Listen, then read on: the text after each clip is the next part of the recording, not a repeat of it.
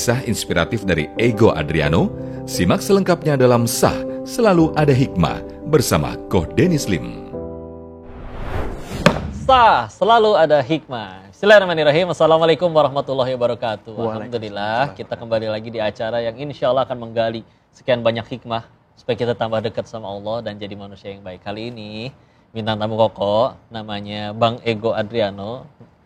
Beliau unik, waktu luangnya untuk kegiatan sosial dan juga untuk mengurus kawan-kawan saudara-saudara kita yang disebutnya ODGJ. Iya. Kita langsung ngobrol dengan beliau ya. Assalamualaikum warahmatullahi wabarakatuh. Waalaikumsalam warahmatullahi wabarakatuh. Sehat ya?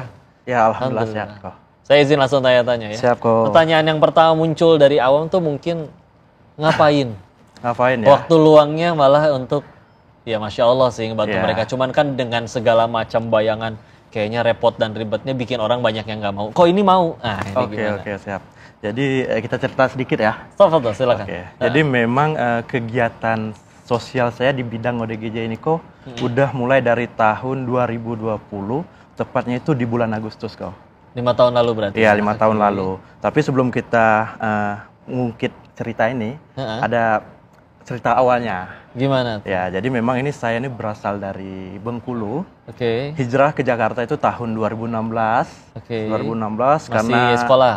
melanjutkan pendidikan. Oke. Saya melanjutkan pendidikan untuk kuliah di Jakarta. Oke. S1 terus berlanjut ke profesi apoteker. Ya, farmasi terus sambil apoteker. Benar. Berarti sekarang ini ijazahnya apoteker nih? Ya, alhamdulillah profesinya apoteker sekarang. Jadi sembaring pada waktu S1, saya suka juga nih buat konten-konten yang ada di YouTube. Nah, pada waktu itu ya saya buat kontennya mengenai berbagi kok. Berbagi, oke. Jadi misalnya ada anak-anak yang ada di jalan, biasanya saya samperin, saya tanya-tanya. Jadi memang mereka ini banyak ceritanya kok. Nah, pada waktu itu saya juga sering nonton konten-konten kreator yang di bidang ODGJ ya. Ada kan. Ya, jadi terinspirasi juga nih, pengen kayak gitu, tapi belum bisa gitu, belum ada ilmunya kan. Sampai akhirnya ngelihat ada ODGJ di bawah jalan tol, saya coba inisiatif untuk mengabari atau untuk mengasih tahu ke kreator yang suka bantu ODGJ. Melalui Instagram saya kasih tahu bahwa di lokasi tersebut ada ODGJ.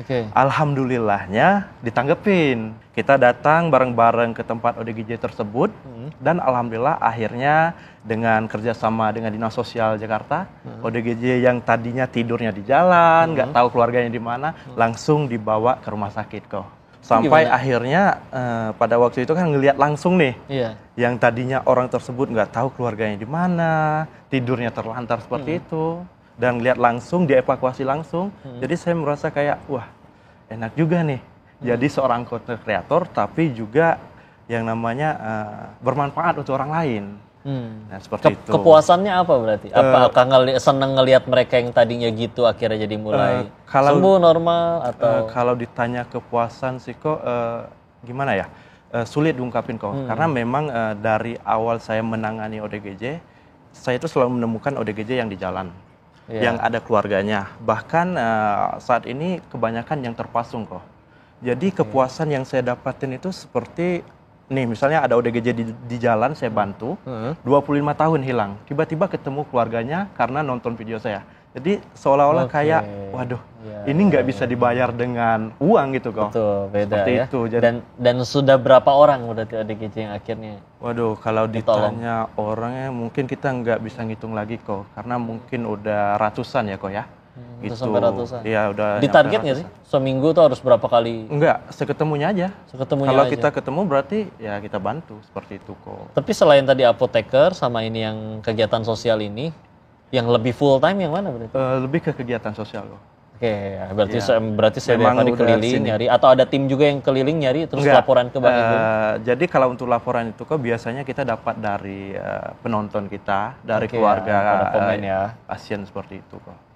Masya Allah. Terus gimana yang paling ekstrim? Ada yang mereka berontak nyampe fisik mukul gitu juga pernah kejadian nggak? Kalau untuk yang paling ekstrim pernah itu di daerah Cianjur.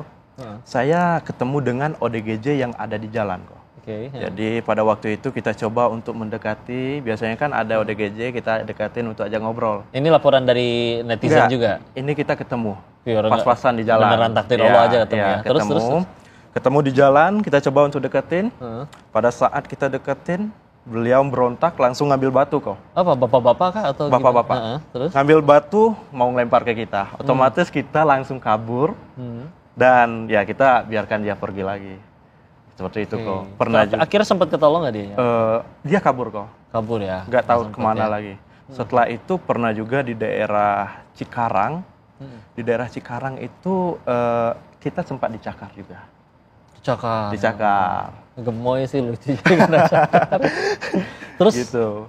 Akhirnya karena kan tadi belum ada yayasan ya. Iya. Akhirnya berarti kan dibantukan ke Dinsos dan kita tempatin juga di yayasan. Berarti jatuhnya lebih kayak masih ditalangin dana pribadi. Benar. Jadi kita kan memang bergeraknya itu di YouTube kok. Jadi full hasil YouTube itu kita gunakan untuk operasional membantu ODGJ. Tadi juga diceritakan bahwa ternyata ada salah satu ya, yang dulunya ketemu di jalan. Enggak. Sengaja, jadi kalau untuk pasien saya ini mantan pasien ya kok ya. Dia ini memang udah lama sakit. Saya dapat info dari relawan dan juga dari orang tuanya kok. Ya, menceritakan keadaan keluarga yang seperti ini. Akhirnya saya coba untuk datangin dan benar saja seperti itu. Saya bawa ke rumah sakit. 2 minggu di rumah sakit. Pas sudah keluar udah alhamdulillah lebih baik dan saya ajak jadi tim saya untuk saat dan ini. seiring berjalannya waktu ya, dari yang tadinya mantan pasien sekarang sudah jadi tim. Dan nanti kalau teman-teman nggak kemana-mana, abis ini kita akan ajak ngobrol di sini juga ya. Maka Masya Allah, untuk itu kalian jangan kemana-mana, kita akan ambil hikmah lagi selanjutnya, tetap di Sah, selalu ada hikmah. Terus diberisikin kalau kamu tuh bakalan mau diculik, bunuh mama kamu sebelum orang lain yang bunuh mama kamu gitu. Sampai kejadian nggak? Atau pernah nyampe kayak mukul mama? Aku cuman pura-pura ngambil kain, aku ikat leher mama, terus mama langsung ketakutan. Dari situ aku langsung pengen kabur dari rumah, nggak mau tinggal lagi. Pernah sampai nyekek mama pakai kain? Iya, pernah.